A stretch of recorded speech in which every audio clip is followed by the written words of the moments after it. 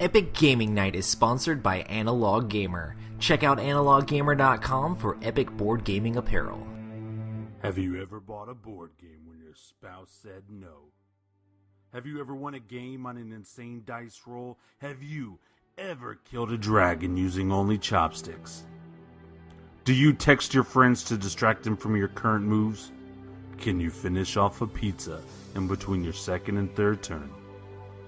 Can you ride a panda across the plains of Dewey? Do you have what it takes to stop an evil wizard from destroying your village? Do you tell your friends to call you Dungeon Master? Can you muster the strength to play one more game after 2 a.m.? Can you be the chosen one all the way up to bedtime? Have you ever dared to say no and pick your best friend's favorite character anyway? Have you ever randomly shouted nonsense because you thought it would be funny, and it wasn't? Well, we haven't done most of those things either, but we are willing to try. Join us as we explore the world of board gaming and all the crazy things that come with it. Welcome to the Epic Gaming Night Podcast. Welcome to the Epic Gaming Night Podcast, a podcast about tabletop games, but mostly board games. I'm your host, Roy Kennedy, and with me, as always, is Matt. Hello. And Rob. Well, hello, Matthew. Mm-hmm. And today we have two special guests, Donald and Casey from Board with Life. Hello. Hello. That's a lot of hands. Yeah. Perfect attendance, baby. I love it. But I will say, though, seriously, you have 3 pages. That's pretty good. Hey, I was poor for a while. I will also say this, man. Swank Audio. I almost want to work for them just because of the name. You don't. That's a trash company. I'll just say it. If you ever worked for Swank and you're watching this, you know that it's true. That is a company. It's like that one little kid who's like, man, I can't wait to work for Swank. They're going to watch this, and it's like... There's no kid who wants to do sound for weddings. No, it's 0. Awesome. Well, Donald, why don't you start by introducing yourself? I'm Donald Schultz. I'm a showrunner, writer, director on the hit web series Board with Life. Pretty good, right? That's amazing. Yeah. It's more than I get. All right, Casey, your turn, I guess. I'm Casey Bartow. I'm a showrunner, writer, director on the tanking web series Board with Life. Bro, you guys are not tanking. You guys are doing awesome. You've had like 7 views so far. Like 7 You're right up views. there with us. We're doing good board game wise. Comedy video wise, not so good. No, I love it. I think you guys are absolutely hilarious. We love it too. Yeah. We think That's we're really hilarious. bright in here. Hold on. Awesome. We're going to do a ton of talking about all the Board with Life stuff and Season 2 that has just started coming out with them. Before we do all of that, we're going to talk a little bit about what we've been playing. Who wants to start us off? Well, Matt and I really can't say what we've been playing. We played Time Stories. We played Time Stories, but we played a non-released beta testing of Time Stories. It was really cool. It had to do with Atlantis. I really enjoyed it because I have not played Time Stories before. I have not played the base of Time Stories. I want to. It's like right there on my shelf. It's that white line right there. And so I was able to play this because it didn't ruin the base game that I'm going to play with my group. And so I had a blast. But that's all I you said. lied. What I lied about. Just told us what you played. You said you couldn't, and you did. Well, I can't go into the details about it. I can't go into the details. Come on, Casey, back me up here, right? Can't go, right? No? I don't know. You look Okay. just like you could help me. You look like you could have... I would never help you. You don't know me. You've dug yourself in way too deep. You picked the wrong horse, man. I'm not going to help you. That's actually a good thing, because I'd probably break you in half. I'm huge, and so like if I had to ride you, that'd be terrible. I don't know what kind of help we're talking about anymore. So Well, I just know pillow placement, sex hat, and banana peels on the show. I thought which my character had nothing to do with. I was just sick on a couch. You were sick on the couch, eating food on a stick. Anyway, so sorry. I'm thinking of pandemic now because that was the episode. Matt, please talk. I can't say anything right now. Yep. I can go into what I was playing. I played Spectre Ops, and this was the first time I actually played Spectre Ops as the agent. So that was a lot of fun. That's the only way to play. I know. Well, I didn't play as the agent before because I feel like the hunters have like a harder job, and I was like, man, if I play as the agent, it's just gonna be like cakewalk. Like, yeah. It wasn't. When you play with the easier rules, like with depending on player count or whatever, it can be a little easy as agent. But hard mode, agent is the best. Yeah. We played, and it was pretty fun. Like, they were chasing me down pretty good, but some well-placed items that I used properly, like, let me slip away and run for the door. And it was pretty funny because, like, in Spectre Ops, you're playing as an agent trying to break in and do different agendas around this, basically, like, factory facility. And there's all these hunters, which are basically like the security guards, and there's one that's like this crazy werewolf-looking beast, and then there's, like, robots, and there's a, like, precog guy. They were playing with the prophet precog guy who could tell kind of where I was going. And this is a game that's done by Plaid Hat and by Emerson is the designer. And it's really awesome because it's like one of those hidden movement games, and you're trying to sneak around, and it's got all the tense stuff of like, oh man, which way did they go? And oh man, are they going to find me? And it was so awesome because like they had run off into the corner thinking that I'd run into the corner, and I was going super slow, so they couldn't use, because they can use a car as a motion detector, but if you only go 2 spaces, then the motion detector doesn't work. So I was just going like real slow around this other way, and they were like running the complete opposite direction, and then I'm like, they're far enough away, and I just started booking it for like all the agendas. It was a lot of fun. They ended up figuring out where I was and like getting back on the track and like pretty much starting attacking me again, but I made it to the door before they killed me. In this game, you, as the agent, you have to go in, fulfill 3 objectives, and then get out without dying. As the hunters, you're trying to hunt down the agent, see them, and attack them, and do different amounts of damage depending on the number of players. It's 4 if you're playing with 3, and if you're playing with 4 or 5, it goes up to like 6 or whatever. But yeah, that was a ton of fun, and I got away. So that's all that matters. That game's rad. Yeah, awesome. I like that game a lot. I actually like y'all's video that you guys did of the game last year. That was really good. Thank you. Yeah, Casey. That's mostly Casey and Adam. That was really good. Yeah, and your that sister was played fun. too, right? So not real sister? is actually my fiance, who is about to have my child. Bro, I just spit all over my screen. She plays his sister. She plays my sister, but yeah, she's not my sister. How But awkward she is did that? Participate. Yeah. I was wondering, like, okay, her name's different on the videos in the intro. Was like maybe she got married and divorced. Well, they're or about something. to be the same. You're right, but just in the wrong way. So she's about to have the same last name as me. That's awesome. Congratulations. Thank you, I appreciate it. Congratulations, now you're with your sister. Good job, man. Yeah, Well, they're in Texas. exactly. Yeah. Hey, that's an upcoming fetish. I read an article about it. Yeah, Trump's going to implement that once he becomes president, right? Hey, there we Oh go. no. There it Come is. full circle.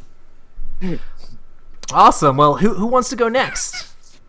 I recently watched the movie Ouija, which is a movie about a board game. Ouija, if you're not familiar, is a dexterity social deduction game. Where you have to figure out who's moving the thing before you get scared. Man. And other than that, we don't get to play a lot of games because we've been working on the show so much. It's one of the nice things about finishing the show. Recently, Chris and I got together and played some prototypes of a game I'm working on and a game he's working on. So that's not interesting. I wish I was playing Brass like all the time. I haven't played it in probably over a year, and the one time I played it about a year ago, like I have just been like, anybody want to play Brass?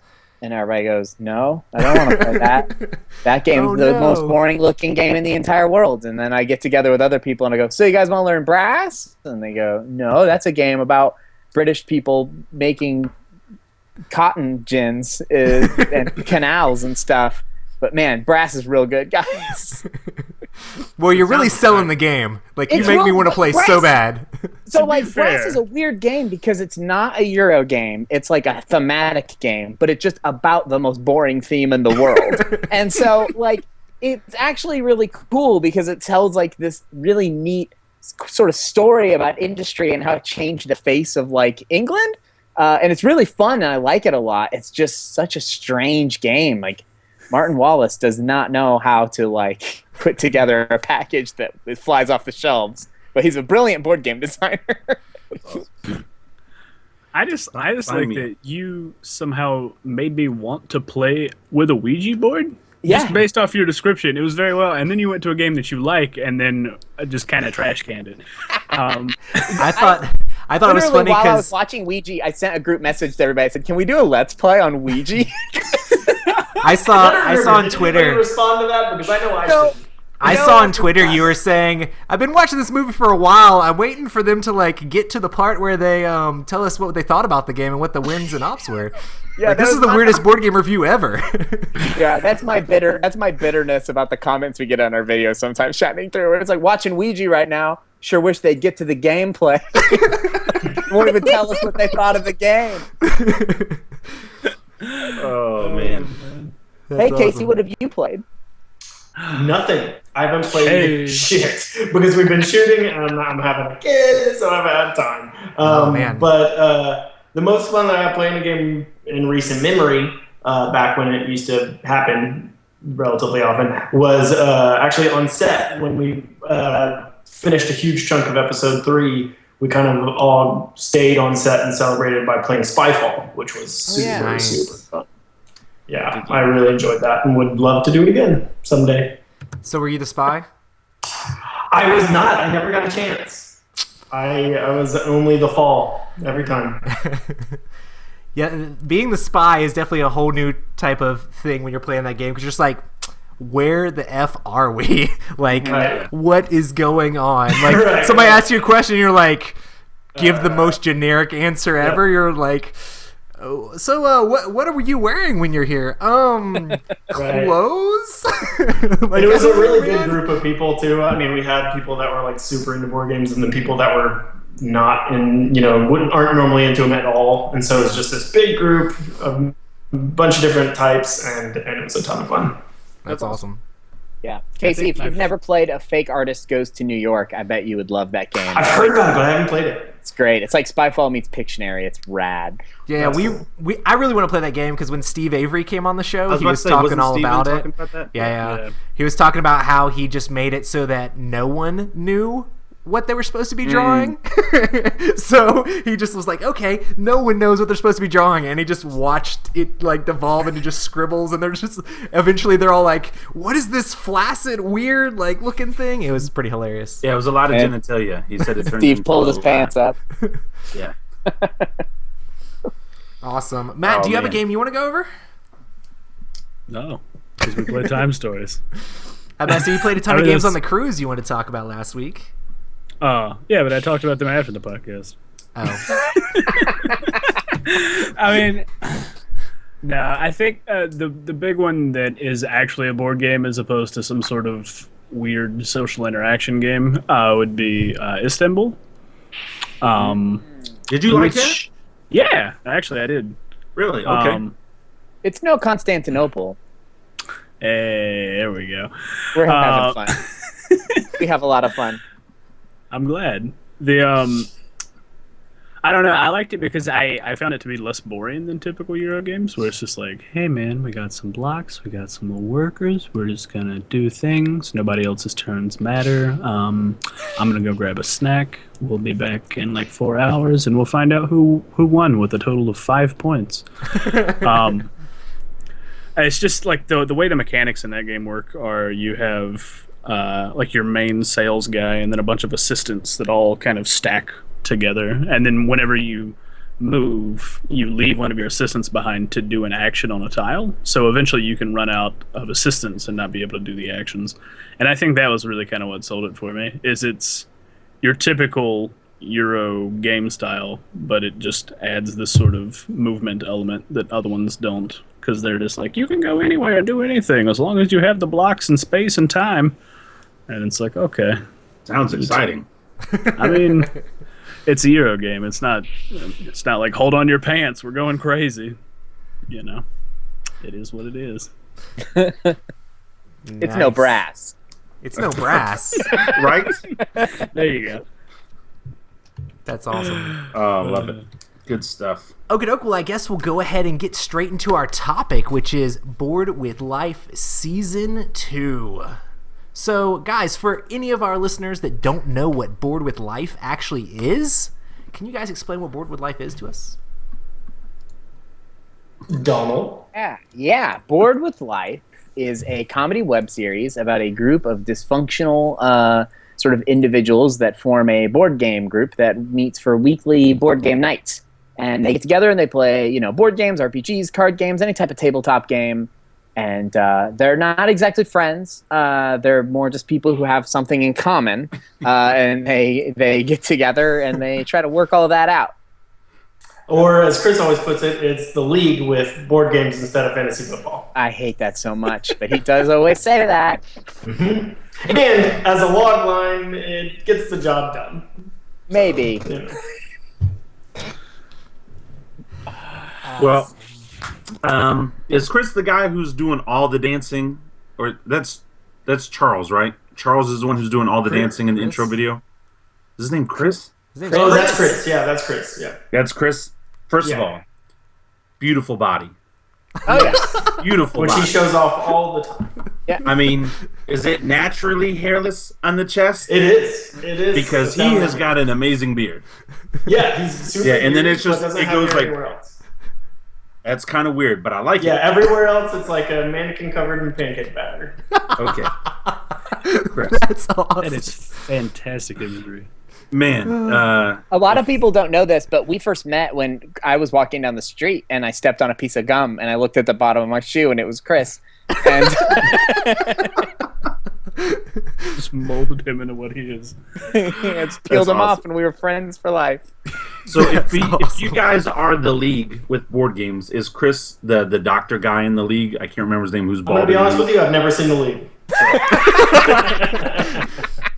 But He's the you- one kind of like outcast guy, because on the show and I don't want to get too much into it because I know we will, but he's sleeping on Nicole and Donald's couch in an awkward room in the Yeah. back corner that's covered in Nicole's clothes. with a beautiful Yeah. picture above it. Yeah,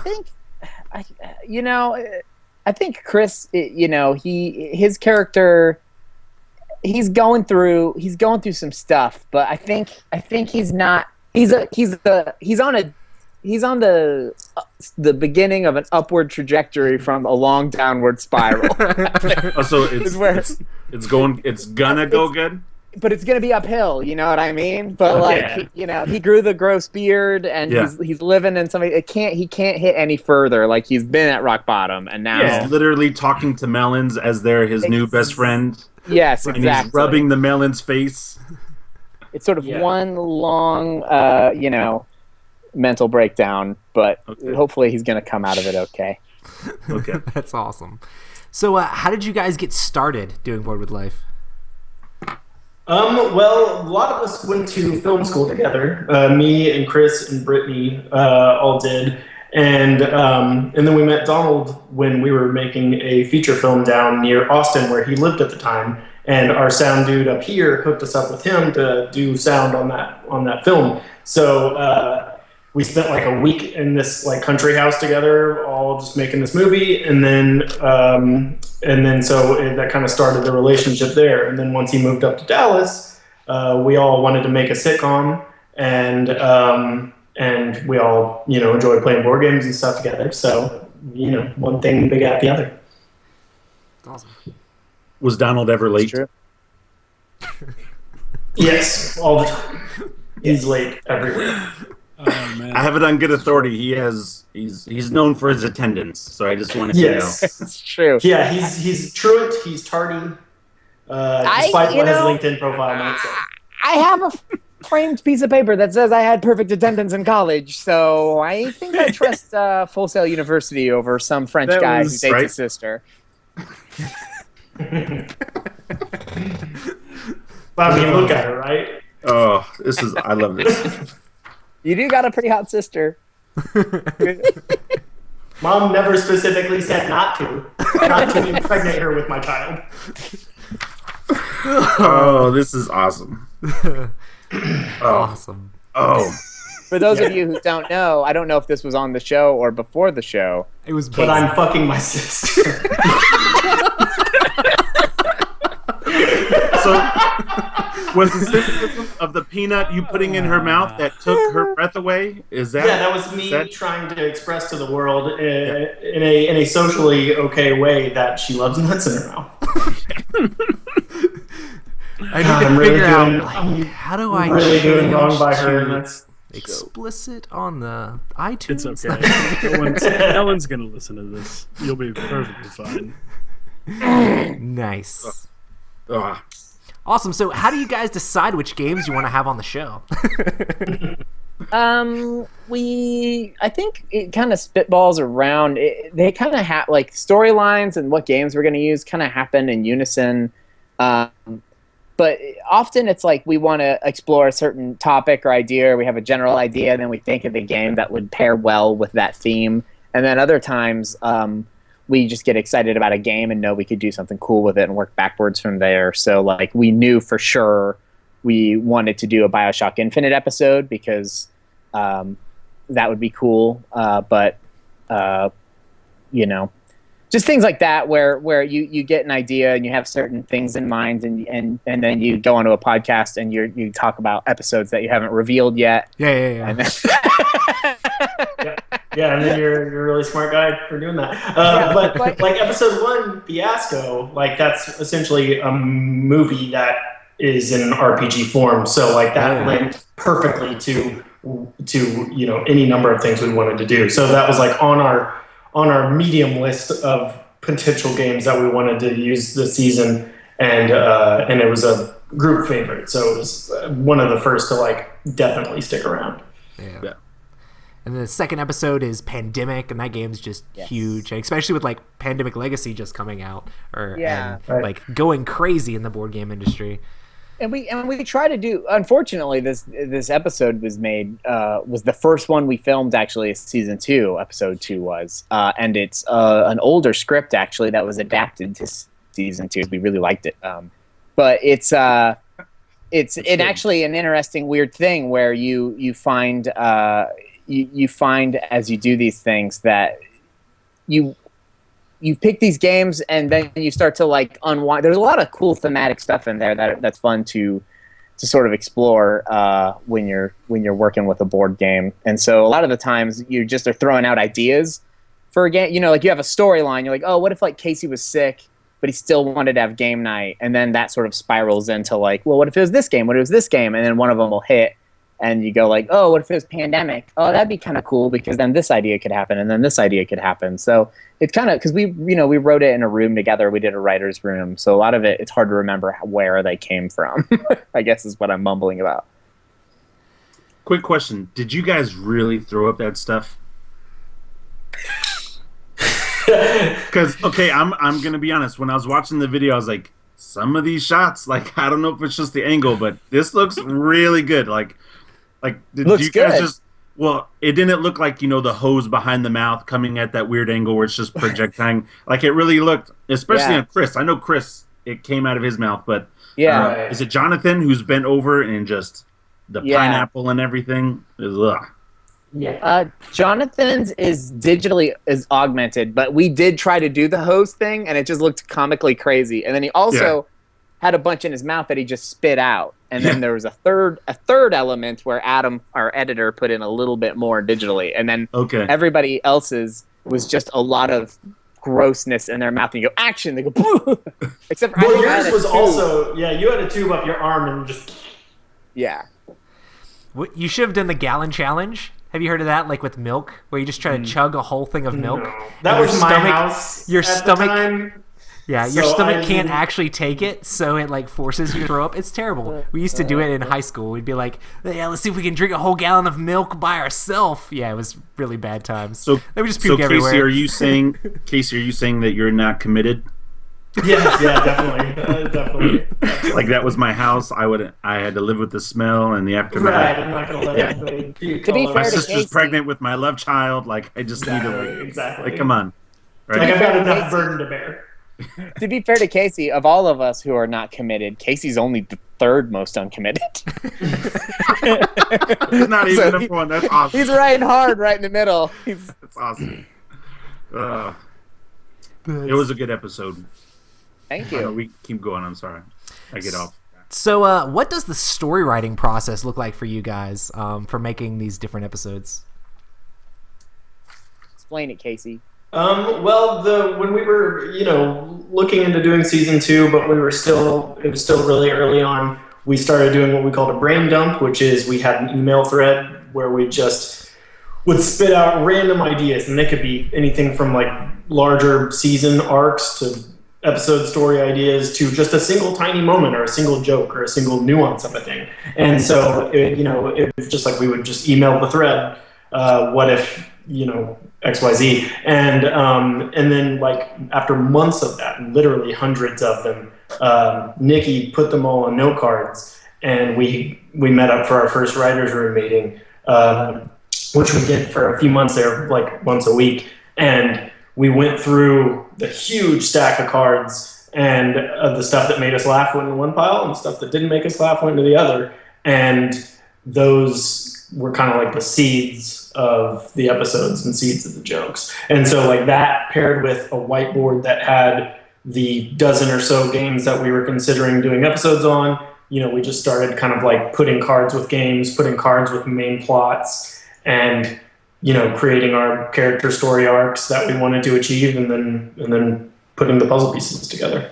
Yeah, we posted them on Instagram a million years ago, but we had this crazy whiteboard going with the character arcs like figured out, and like what story moments we wanted to hit for each character this season, and like how, because the first season we knew we wanted to do certain stuff, but we didn't work collaboratively on that. Everybody just went off into their own room basically, and a couple weeks later brought back a script and we shot those scripts. And so the story didn't connect in a way that we were we weren't as happy with it as we could have been. And so this time around, we put a lot of time and energy into being like, okay, cool, like, where does this character start? Where are they going to end up? Right. And then once we did all that, we did assign episodes to people, and we did like go off on our own, do our first draft, and then send it to the group. And then we would meet up in a writer's room meeting and just go over it literally line by line and punch it up, change stuff, and then do one or two more drafts after that. And that was a big thing in the process where we were trying to hit these points in these story origins, but nobody had a thing assigned to them while we were doing any of that, and nobody knew who had written what jokes on these index cards a year ago, or however long ago we'd started throwing stuff in there before I think we'd even done the Kickstarter maybe. So it was just full of all these ideas, and it was hard to remember where they came from. So nobody's egos were in play. And there was no like it wasn't like, oh, well, this is my episode. And so in my episode, it was just kind of these nebulous things that we wanted to make be really funny and good. And then after we had figured it all out and we had outlines, it was like, okay, how about I write this one, and Nikki writes this one, and Casey writes this one, and Chris writes this one, Brittany writes this one. And then we kind of went from there. That's awesome that like everybody has like a part that they write and a part that they do. And we still wanted... Right, we still wanted people to have their like individual voices, and for like Casey and Brittany episode to feel like a Casey and Brittany episode versus a Donald episode versus a Nikki episode, whatever. And but at the same time, we didn't want those differences to be like completely tonally dissonant. So like we wanted them to be able to fit together even if they felt a little different.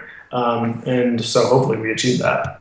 Yeah, you might, if you're a fan of the show, you might just take note in the credit of who wrote and directed each episode, because I think it's a fun thing to sort of see the difference in our styles and how we approach things. Because it's when we finally the other day sat down it was like the day before the premiere of episode 1, and we watched like the first 6 episodes back to back, basically.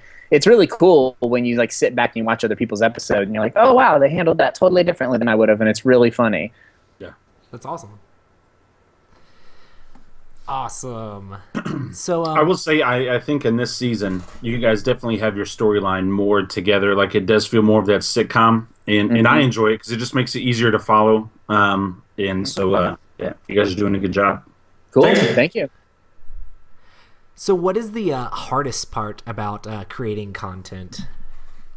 Looking at Scheduling. Casey's face. Oh. That too. Tell that to my sister. Hey! Schedule. Isn't today International Women's Day, and we're just like bashing sisters and wives and stuff? We're not bad. Well, can't they be both? Fashion. Well, I don't know that we're bashing Can't they be sisters so both? much as incest.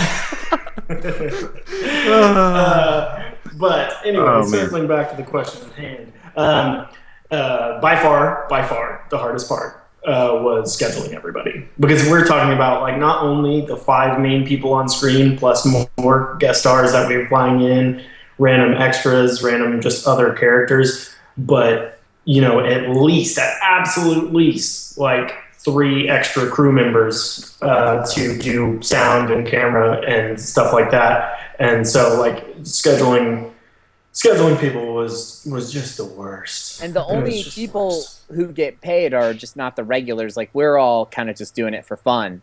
And so you can't bully people scheduling wise. Right. And so, yeah, I mean, we probably lost like, I'm just guessing, like probably 8 months of shooting due to just like various scheduling stuff. Not in a row, but just here and there it adds up where it's like, oh man, we could shoot it this weekend, but we wouldn't have a camera guy, which would have been fine for season 1, but we want season 2 to look better. So we probably should just put it off until next weekend. And then I had a baby, and like multiple of us got married. Some of us bought houses and had to move. There was all these life events that we also had to like deal with, where it's like, sorry guys, I can't do it this weekend. I have to like buy a house, or like I have to give birth to a child. Unfortunately, I can't make the dumb board game show this weekend, and that stuff, It turns out it's hard to make a sitcom that like television links with no money for like forcing people to do your bidding. Not that the Kickstarter helped a lot, but it turns out those things take millions of dollars to make.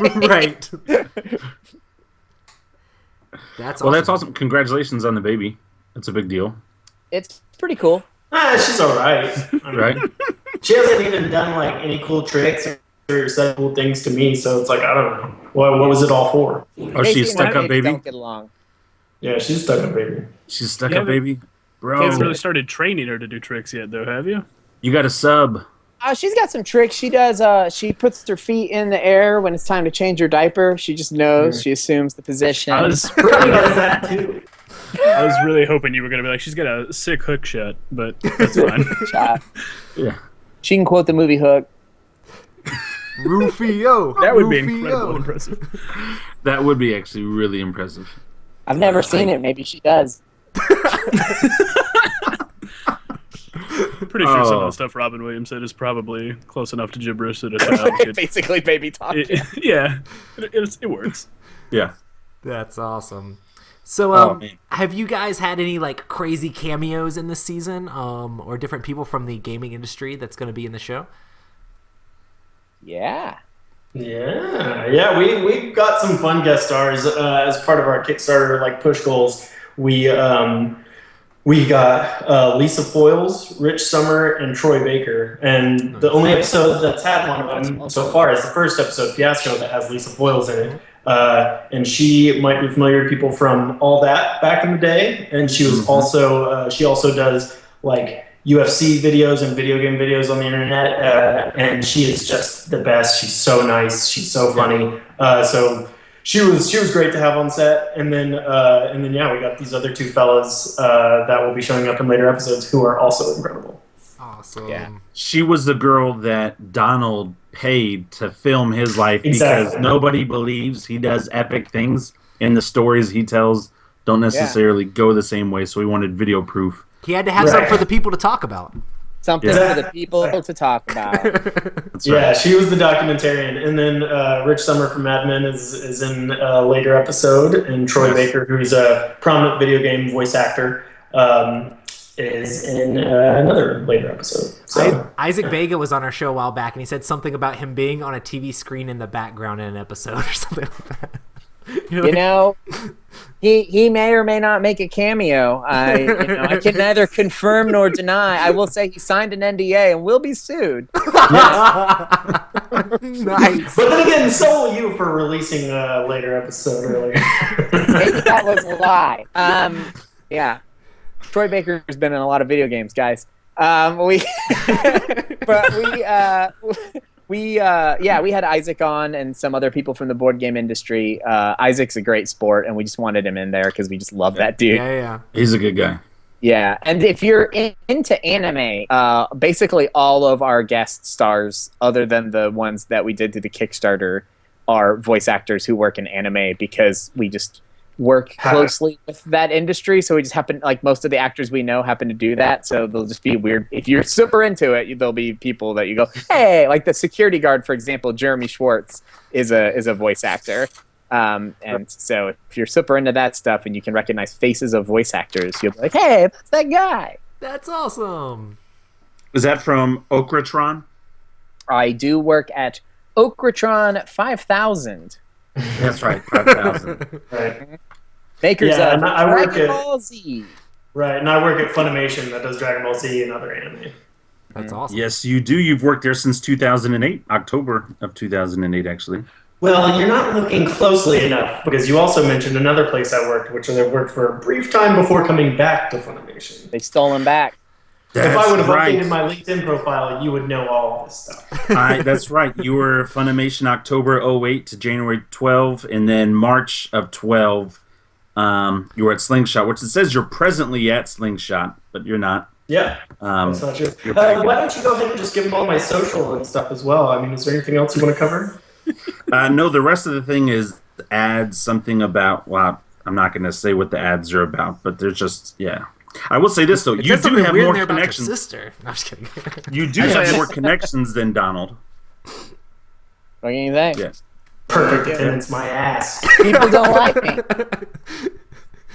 Well, yeah, because he's stuck up because he's like, well, I was on time. I'm teacher, they were late. I just want to... I literally lecture people when I get LinkedIn stuff from them, so that might have something to do for where I go, you asshole. I got an email from LinkedIn because you had a bad day at work and you decided to go on there and update it. That's awesome. Yeah, apparently Adam people use that Henderson website. I had no idea. Review. Yeah. What was that, Casey? So apparently people use that website. I had no idea. I've never, nothing's coming. I haven't be put honest. anything on there in a couple of years, but when we started interviewing guests, I started to go into LinkedIn to try to find out a little bit more about Sure. them and stuff like that, and it's just kind of turned into a thing. At least for me, it's my And thing. it's creeped out every single guest we've had. So if that's the feeling you're getting, right on point. Not only I was- that, but all of the information he gets is wildly unirrelevant from the topic at hand. But it's and fantastic. extremely old and hilarious, especially when he starts making mascot noises.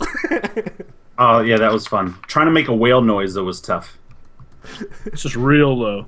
So, what's the craziest thing that happened to you guys while filming? When we were filming season 1, and this was an episode Casey directed, a man came out and started filming us while we were filming because he deduced, because this is true, we were from the government. Yes. We were very interested in filming him, so he was going to film us and teach us a lesson. Yeah, he's not exaggerating at all. We were just filming like a shot of a car going down the street, and this guy comes out with a video camera on a tripod, and we're just like, "Hey, can we help you?" And he's just like, "You're filming me, so I'm going to film you back." And we're just like, "Oh, we're not filming you." And he was just like, "No, I know the government sent you." And we're just like, "We are going to leave right now." That is awesome. Oh Yeah. man! But Is like that- a lot of the stuff you see in season 2 that looks so much better than season 1 was from the Kickstarter, but more of it was from the money Obama paid me to film that man. That's true. gonna just be hanging on to those kickbacks for a while. That worked out. So, how common is that sort of crazy in Texas? Because I would imagine those sort of people are just everywhere. Well, we filmed like a million times in public, and that's the one time that it's happened. That's so Gotcha. it's actually a pretty good track record. You know, it's funny. Texas, I'm not from Texas. I moved here recently, and maybe it's because I work in entertainment, so I'm sort of in a bubble of like people like me. But I find Texans actually to have been the most pleasant people of any state I've lived in. Granted, Missouri and Florida are the other two states, so like not necessarily the nation's finest, but they. Of all the states I lived in, like people are like really polite and cordial. You know, politically, the state is certainly a certain way, but it's almost so much a certain way that it's not a big deal and people don't fight about it. Like it's just kind of a known quantity, so people kind of don't get as in your face about it. Whereas if you live in like a place that's a little more neutral, like Missouri or Florida, people tend to be a little more aggro in my experience. Like the battle, they feel like they won the war here. I think, like as far as that stuff goes. I don't know if you have similar. You're from here, Casey, but Yeah, no, I don't know. I everybody seems nice to me. I don't have any conflicts, so yeah. Yeah. As a straight white man, I'll tell you, Texas is great. Yeah, pretty unimpressed dude. There you go. It's terrible. Oh man. Awesome. So, what was the best part about creating content for the board gaming community? All 12 viewers. No, I think the best part of doing, like, the community was super welcoming. It's pretty small, and like compared to like if we were trying to do something and like it's weird because we don't really play video games that much or like another hobby other than filmmaking. It'd be weird to try to get into the filmmaking community by making a film. Like that doesn't work. But in the board game community, people were like instantly very welcoming, and it's easy to kind of know faces and know the people. And then when you go to a con, you see all these familiar people, and it's just like instant. Like, oh, I know you from the internet, because it's like it's small enough. You know what I mean? Like it's a fairly small community if you're active in it, and that's really cool actually. Like there's just people who like there's this dude, I don't know if you guys know him at all. He goes to like a bunch of cons and stuff, but he's just a dude who plays games. His name's Zach Collins. And he's just this really rad dude who I like. Yeah, that's so cool. And like literally, I've just met him at a con, and he was just really nice to us. And he was like, "You guys want to do True Dungeon?" And we were like, "Yeah." And so we went to True Dungeon with him, and he's just a rad dude that that I like a lot. And I just met him because, you know, board games. I think board game community is cool because it's a hobby where you have to at least be social enough to have people who want to come over to your house and play a board game every once in a while. Yeah. That was good. And the comments are great. Sometimes. Except on Reddit. If only you'd play more Pandemic in that episode, man. It's only the thing about it is when you have really thin skin, you tend to just focus on like the too negative. Everybody's really nice, and then and also people don't have to like stuff. That's totally fine. But yeah, when people specifically go like, "Man, how come you didn't play the game more?" It's just like, I don't know. There's videos of people doing that. Like, go watch those. This game's been out for how many years? Yeah, like this is clearly not that. Like I don't know why you were watching it. We decided to make. I got the minute 24, and you still haven't played the game. Yeah, like I imagine like watching a 25-minute video and at the end going, "Hey!" Maybe in episode 2. I might understand the anger if you titled your videos literally, "Hey guys, let's play Pandemic." Right. Yeah. But they're not. So weird. You should just name all of your episodes from now on "Let's Play" and then the name of the game. That would be great. And then every single time people be like, "This is the weirdest Let's Play I've ever seen. Let's Play Fiasco." They're literally running around a high school. What the crap? Yeah, we have had people literally go like at the end go like, "But you never told us what you thought of the game." Like just like genuinely just like I don't understand what kind of. Oh, there was an accidental omission. You forgot to tell us what you thought of the game. Right. Yeah. Like you didn't review it. Like it's like, you know, I shut up and sit down does like a sketch at the beginning of everyone. You imagine somebody thinking like, eventually the sketch will end and they're going to review this board game. Right? You should just at the very end when you're rolling credits, just like at the very end, just have like a certain number of stars roll by, and then that'll be it. That's all. You don't even have to say anything. every episode ends with a character like turning to the camera and just going, "Fiasco is fun." No. At the end of every single episode, not the game you were talking about, just the very end, brass is amazing. Brass is amazing. Brass is amazing. That way you'll have more players to play with you, Donald. That would be, yeah. Speaking of hidden messages, Roy, have you seen on their intro video in the bottom right-hand corner, they have that yellow little text going by? I try to read it, but I'm so distracted by like the amazing, beautiful dancing that it's hard to catch every time. I noticed. I didn't catch it in the first episode. Yeah, it's funny because people also will read it, but I guess they're not super familiar with what we're referencing, so they just sort of like, what the hell are they talking about? And so that's probably us like overcompensating for the situation that we're in. But yeah, we made, for those of you who haven't seen the show, the intro to each season of Board with Life is a parody of a different 90s sitcom. Right. And a long time ago, we did the one for this season, and it was the Cosby Show intro, which now feels like an edgier joke than it was at the time.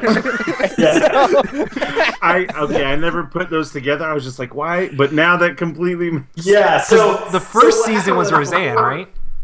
Right, yeah. So before Gen Con 2 years ago, we wanted to have something to show, and so we had like the opening scene of episode 1 and the opening credits because, people liked the Roseanne credits from the first season, so we figured, it'd be fun to give them a sneak peek of what credits we're doing the next season. And so we filmed it in time, and we flew like Ashley Birch in and did all this thing, and it turned out like we love it. It turned out great. Those credits, even on the Cosby Show, like with those characters, is just crazy. Why would anybody do that? Why would anybody make those credits? They're just insane.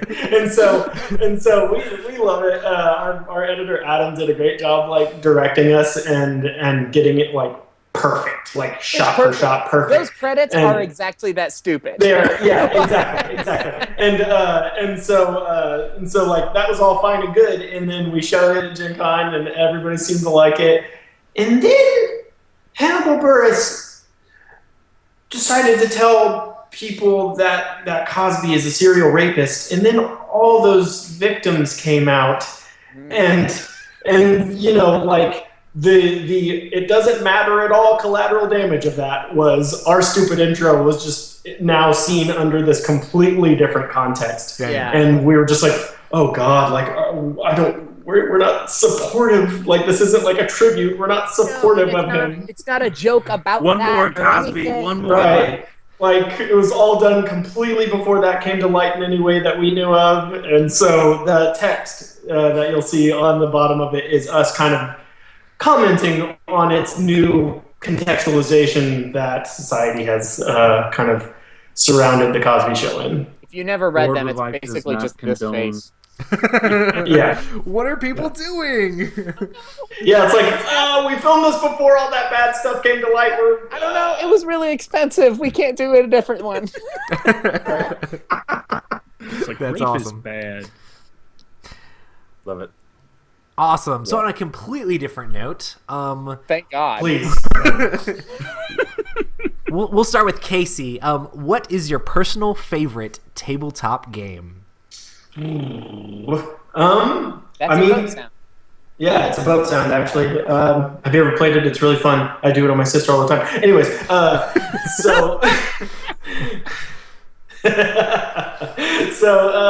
don't know.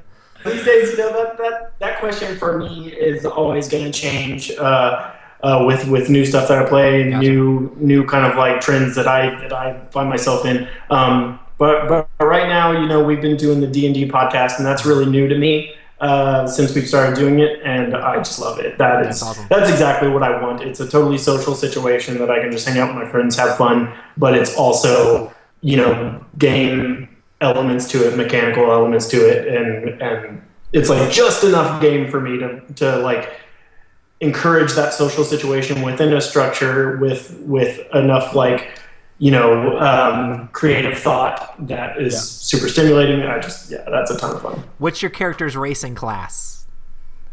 Oh my God, it's been so long since we played. Oh shit, what is it? I just went hard. I'll jog your memory. You're a ranger. Yeah, I'm a ranger, and I'm like a charlatan and a I don't remember very much. I'd have to like jog my memory. Before it's been so long since we've done that quest at all. I mean, it's been like over 6 months, right? Yeah, over 6 months. And so you know, before our next game, I'm gonna have to listen to a couple episodes of the podcast probably. Yeah, Awesome. he is a Elven Ranger, whose name fucking escapes me. Wow, sorry. To keep swearing. Yeah, no, my name in the first one, my old character was Castor Troy something. I only remember the face-off reference. Rockseeker, yeah. And then this one is Paxador and Sandor Wolf Castle. That's his name. There it is. At least you picked a short name. Yeah, Yes. yeah. Son of Rainier, Wolf Castle. And Donald, I would ask you the same question about tabletop games, but we all know that the answer is Pogs. So That's true. I love Pogs. My favorite tabletop game is actually Dungeons and Dragons, but in the name of saying something different, I'll just say it rotates. Like for board games, it rotates between like three. Like I love Agricola a lot. I like social deduction games in general. I'm a big fan of like old school player elimination werewolf. Like I think it like transforms your brain and turns you into an asshole in a way that I think is fascinating as like a social experiment. That like the nicer versions like just aren't the same to me. It's just like, no, I want people to have to just go home. Like, like I want you to be mad. Like I want to live in that world. But right now, just the other day, somebody asked me my favorite game, and I fall back on this a lot. No Thanks. I don't know if you guys have ever played it, but it's this very, very simple, tiny, clean little game with just like 3 mechanics that interact in a way that always impresses me. And I can play it with anybody. I've played it with like my dad and people who just aren't into tabletop games, and they instantly get it, and they're instantly like pushing their luck and bluffing and doing all these cool, fun things. It gets like with the fewest amount of mechanics, it gets me like as into the parts of board games I like as quickly as possible, and so I give that the nod, I guess. That's awesome. So, is there anything else that you would like to talk about or promote that's coming up with Board with Life? Have you guys been following the Hulk Hogan versus Gawker trial? I've seen the Yahoo News headlines, and I know I'd like to promote that was, people pay more attention to that, because the notes from the jury selection were fascinating. Because were they really? a judge literally asked a juror if they were upset when Hulk Hogan chokeslammed Andre the Giant. And a juror was dismissed because he said he didn't like it when Hulk Hogan joined the NWO. So you should read up on that. That's what I would like to promote. Casey, is there anything you would like to promote? I guess I'll do the legwork here and promote the remaining 5 episodes of Board with Life that are coming out every Monday for the next 5 Mondays. And the first 2, which are already out. You can go to youtube.com/moonratmedia to find them. Or find us on Facebook or Twitter at I'm Bored with Life. Yeah, our third episode, they come out every Monday. First episode was written and directed by Casey and Brittany. Second episode by Nikki, and the third one is mine. And Casey and I have a standing bet that if mine gets more views than his, then he and I have to kiss. So everybody should watch it. And if his gets more views than mine, we have to kiss. So it's a tight race. And actually, like a weird little addendum to the bet is no matter how many views either get, I'm fucking my sister. There you go. I'm sorry for ruining your podcast, guys. You're like, I know my wife will never listen to this, so it's all good. Oh, she's worse. Even if she didn't, she would say so much worse shit than me. She would say way worse. I love it. I love it. How both of your bets are to make out with each other, and then we're gonna, have sex with our sisters either way. I don't have a sister. Can't be all. You don't have a sister? No. Man, Just Casey's sister. you are missing out, Donald. And I guess your mom will have to do. Yeah, that's fine. Oh man. Hey, I have a question for you guys, if you don't mind. I might. So you do mind? No, I'm just kidding. That'd be such a bizarre turn after all this. And that's it for the podcast. It's 10. I'm leaving. So, what made you guys want to get into the film industry? Making movies, yo. You know, Yeah. movies are cool. I like Did you always movies. want to be in front of the screen, or did you want to be more behind the No, screen? we actually only chose to be in front of the screen on this because we didn't want to have to worry about scheduling actors that we weren't paying for stuff, which was the correct worry to have, and I'm glad we did it. But none of us, particularly love acting or take to acting. Some of us, all of us, are some people are really good. Some of us are pretty good, and Donald's terrible. But it was that's not actually the part that interests us. Like I love doing camera work, and I love editing, and I love doing visual effects. And I would much rather be doing all those things than being in front of the camera. Okay. Yeah, I think if we had infinite budget, I always say this, if we had infinite budget and we got to make a show like Bored with Life, the only one of our faces you might see in front, it would be like Jonathan or Brittany, because I think they're the strongest actors out of the group and probably enjoy it the most. I think Brittany enjoys it not as much as Jonathan, but not a lot of us consider ourselves actors necessarily, and it would probably be a more diverse cast with better actors. Everyone would be so much happier. Well, you guys are awkward enough where it works. You know, it's not like the awkward where you're trying and it doesn't look good. Like it I'm comes gonna put that across. reco on my LinkedIn profile. Thank you. Well, I'm just saying, like, I don't know. As a fan watching the show, I wouldn't know that you're uncomfortable on camera because you guys are just playing off of each other and going off of each other's different vibes and the comments and stuff like that. And it just seems like it meshes well. Like you can tell that you at least get along with the people that you're working with. We have a lot of fun, and I think it helps that over time, like my overacting kind of just becomes my character's big personality. Yeah. And like Casey, he kind of has a character that his guy is always kind of not hiding behind, but like his character's fairly broad just in personality, like the way he's played, So I think we've made it work a lot better in season 2 than in season 1. We're certainly more comfortable doing it now than we were last season. Oh my God. Even if we aren't totally comfortable doing it, we're definitely more comfortable. Yeah. Yeah. Well, that's awesome. Awesome. We're super stoked that Bored with Life is back. Me too. Yes, You guys were gone for a while. Yes, we were. And there was But just we like were this hard at work that void. whole time. There was this void in our hearts that we needed Bored with Life back. So And I think you guys everybody- did like a couple little 4-minute videos or some there little segue news stuff, and I was like, I loved a lot of the little segments you guys did. It was pretty awesome. I love we did this. doing now. Cool. I'm glad. We're really excited about it. Even if you're watching this for some reason, this would be crazy to have gotten this far. And you hate Bored with Life season 1, I would encourage you to maybe give season 2 a try. Start from the beginning, episode 1, and try to get 3 or 4 episodes in. And if you've wasted 2 hours of your life and you didn't like it, I don't know, send me a drawing of a gun or something. But I think we're really proud of it, and we think we've learned a lot through the course of making season 1. We're proud of what we accomplished with season 1, but we learned so much that we really think it shows. Season 2, we think is such a marked improvement. It's worth checking out, even if maybe you weren't so hot on the first season. I do want to say, as far as those little shorts went, I'm pretty sure that the Dice Masters one was my all-time favorite, just because what was going on at the time that episode came out was just hilarious. So that was totally a Chris thing. He willed that into existence, where he was like, we gotta talk about Dice Masters, because nobody's gonna care about it a month from now, but right now everybody's gonna care a lot. And the very best part was the very end when Nikki was with the praying hands. It was because that is everybody's talking about that right now. Is awesome. I have to check that out. I didn't see that one. Yeah. It's great. So yeah, definitely go back and check out their older stuff too. Season 2 is amazing, but make sure to check it all out.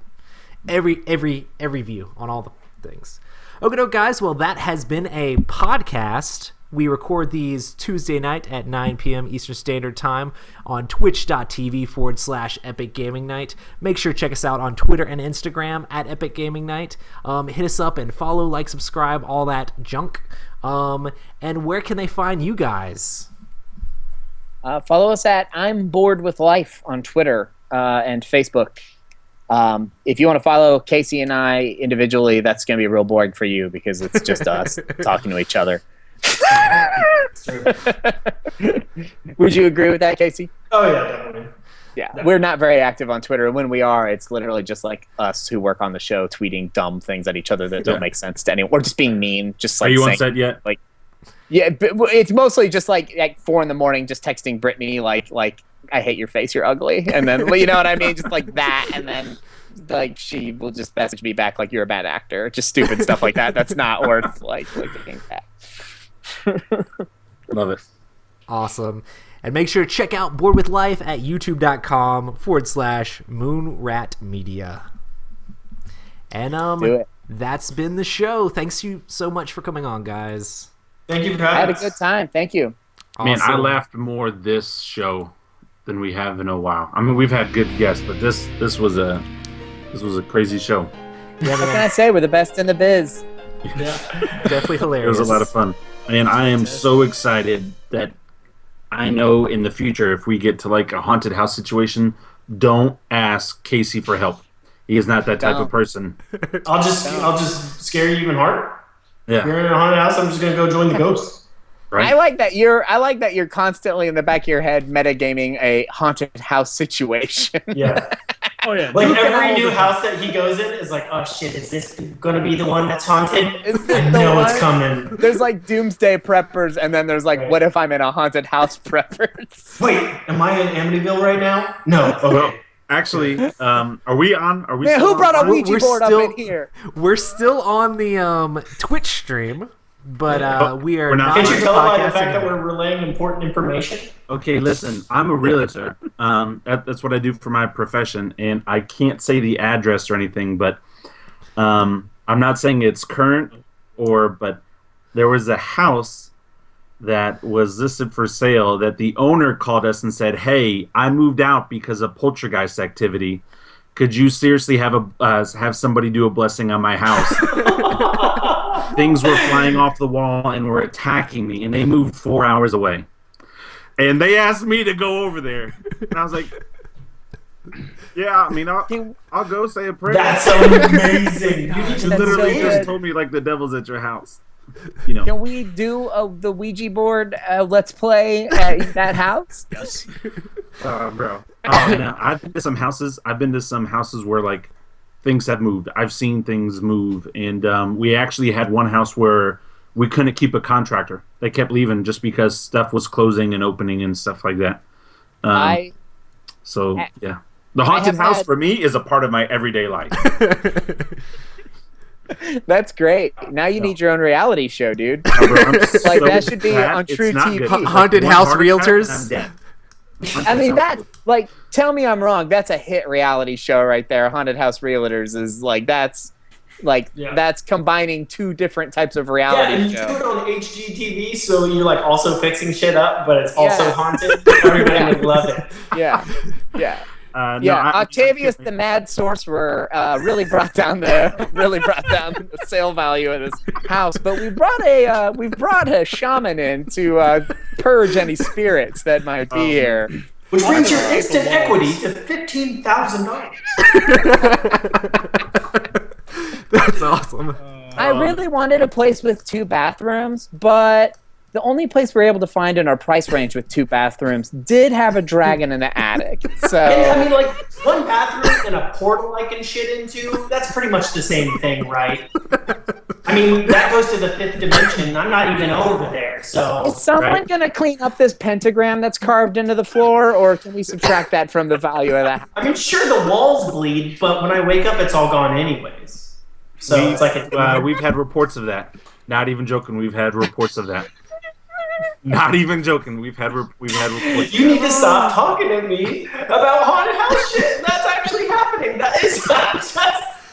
I don't know you well enough to believe you at all. But I love that you're saying it, and I wish I had your life. Does this wall, can we bring this down? Because it just won't stop screaming at me. All right, ghosts. Oh man, my brother's actually a producer in Hollywood, and he's asking me all the time for show ideas because they constantly are going through like show ideas. Oh, we got one. It's called Forward Life. Yeah. Right? Well, he's Imagine it actually a with better producer right actors. now with the Late Late Show with James Corden. Cool. That's a good show. Yeah. So, yeah, he's there because he has friends that actually work for HGTV, and since I'm a realtor, he's constantly asking like, "Hey, if you got an idea for a show." So I am gonna pitch haunted houses for sale, like that. Do it. Oh my god! I will send would him be a so text. happy. Yeah. Even if it was just like a Halloween special. Casey will do your special Yeah. effects for the ghosts. Yes, I will. Oh man, and you can do special episodes where you have like the dude from like Ghost Hunters come in and like yell at the ghosts in like the season finale. Yeah, it's like, the this is- spiky. They got And the they're like, spiky this hair. is the who's just, like, hauntedest. This is the hauntedest out of all the houses you The guys have haunted had. witness? Yeah. So Hey, watch this crazy episode. story. My mom's also a real estate agent, and she was she did big deals up in New York, like selling wood stock and other stuff like that. Not even joking. In 1982, there was this old people's resort up in High Falls, New York. And all of a sudden, one day, I'm not even lying, Casey, listen. This place had like 50 rooms. It had 50 rooms. It had a pool. It had a nine-hole golf course. It had everything. All of a sudden, one person died, and within 3 days, the entire resort was empty. You can go up to the place right now because my mom had the property for sale for 2 years. They left clothes. They left all of the kitchenware. They left all of the furniture, all the And silverware. then they carved Croatoa into the walls. Bro, some crazy stuff has happened at that property. Because my brother, anyway, we've experienced some crazy stuff at that house. Like I was really almost we hoping were- that story was going to end like super boring. It'd be like, she sold Yeah. the property for this value. End of story. No. And just No, be like, it's oh, still on the okay. market. It's still on Turns the out market. they all just went down to the street to pennies. We filmed That's it, episode. We filmed They episode left the 4 house this because the season. police showed up. Yeah. We filmed episode 4 this season in this really spooky old house. And if you watch the episode actually really closely and listen to the audio, you'll see at the end that there's still a hook hanging from the side of that house to this very day. I thought it was a funny joke when I was thinking of it. Because I'm still in the believe mode, and so okay. But that was a joke. That was cute. Yeah. He's like, That's "See, the I do response I was haunted houses hoping for a for." living. Your haunted house jokes mean nothing to me. Yeah, that was the response I was looking for. Oh man, this is awesome. We're Awesome, very artsy. guys. Well, I'm going to turn the Twitch stream off. Thanks, everybody who's watching us live. Oh. Make sure to subscribe to us on there, and peace. And look out behind you, it's a ghost!